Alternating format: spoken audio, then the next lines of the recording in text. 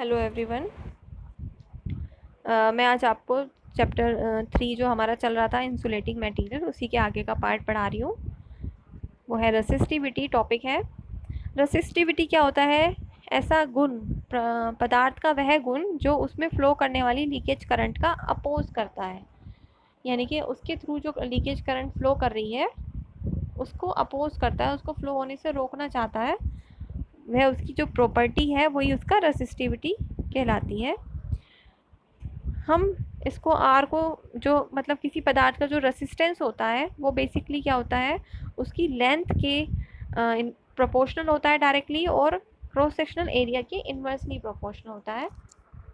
तो जब हम आर को लिखते हैं, रेसिस्टेंस को मेंशन करते हैं और प्रोपोर्शनल हटा के कांस्टेंट लगाते हैं, तो जो ये कांस्टेंट है वही हमारा रेसिस्टिविटी कहलाता है। तो R is equal to rho L upon A हो जाएगा। इसका आर का जो यूनिट है वो है मेगा ओम। वैसे रेसिस्टेंस का यूनिट ओम होता है, लेकिन ये इंसुलेटिंग मटेरियल की बात हो रही है। इंसुलेटिंग मटेरियल की रेसिस्टिविटी ज़्यादा होती है क्योंकि वो अपने थ्रू करंट को पास नहीं होने देता, तो उसमें रेसिस्टेंस ज़्यादा होता है क्योंकि वो करंट को रोकता है। तो यहाँ पे इसलिए मेगा ओम लिखा है। 1 मेगा ओम में 10 की पावर 6 ओम होते हैं।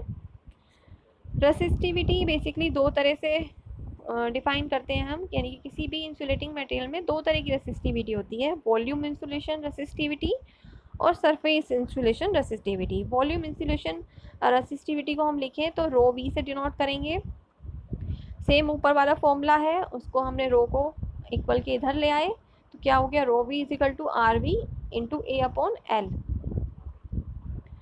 ये हो गया मेगा ओम मीटर, हो गया इसकी यूनिट जो हो गई।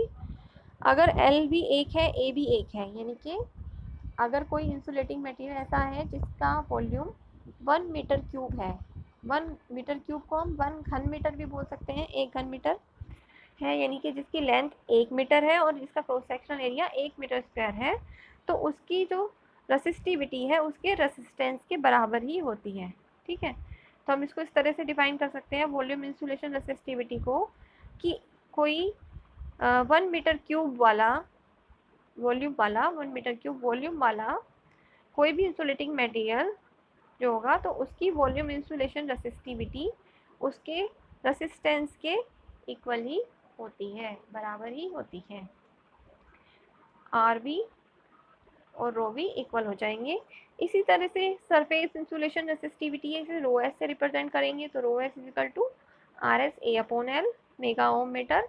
इसको भी इसी तरह से डिफाइन करेंगे, कोई इंसुलेटिंग मटेरियल जिसका आयतन 1 घन मीटर है, तो उसका रेसिस्टेंस ही उसकी सरफेस इंसुलेशन रेसिस्टिविटी कहलाएगा। अब है सेकंड, टोटल रेसिस्टिविटी हम कैसे निकालेंगे। मान लिया कोई इंसुलेटिंग ये वायर है, मतलब हम वायर के रूप में रिप्रेजेंट कर रहे हैं कोई इंसुलेटिंग मटेरियल को, तो उसमें दो तरह के रेसिस्टेंस हैं, आर एस और आर वी।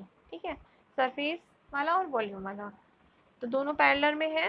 अब हमें टोटल रेसिस्टिविटी निकालनी है, तो जब हम इसके अक्रॉस वोल्टेज वी अप्लाई करेंगे, तो यहाँ पे हमने वी अप्लाई करा, करंट फ्लो करने लगी आई टी। दोनों रेसिस्टेंस अलग अलग है, दोनों में पैरेलल में है, तो दोनों में करंट अलग अलग जा रही है। ठीक है, क्योंकि ये पैरेलल में है तो करंट अलग जाएगी। आर एस में आई एस जा रही है, आर वी में आई वी जा रही है, तो टोटल कहाँ है, क्या है, दोनों का जोड़ है। I T equal to I S plus I V, addition of both current.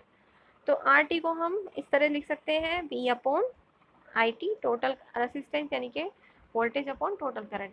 Ohm के नियम के अनुसार आई टी का मान रख देंगे I S plus I V. अब आई एस और आई वी को हम कैसे डिनोट करते हैं, ये भी ओम के नियम से निकाल लेंगे। आई क्या है, बेसिकली वोल्टेज, अप्लाइड वोल्टेज उसके अक्रॉस अपॉन रेसिस्टेंस। तो आई एस क्या है, उसके अक्रॉस वोल्टेज अप्लाई कितने हैं, वी, और उसका रेसिस्टेंस है आर एस। इसी तरह से आई वी क्या है, वी अपॉन आर वी है, दोनों की वैल्यू रख देंगे, तो आर टी आ जाएगा हमारा R V R S upon R S plus R we.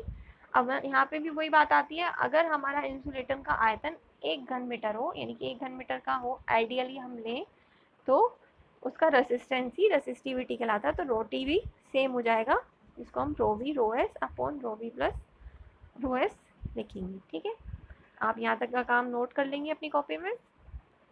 Next इसके बाद पढ़ा जाएगा। Thank you.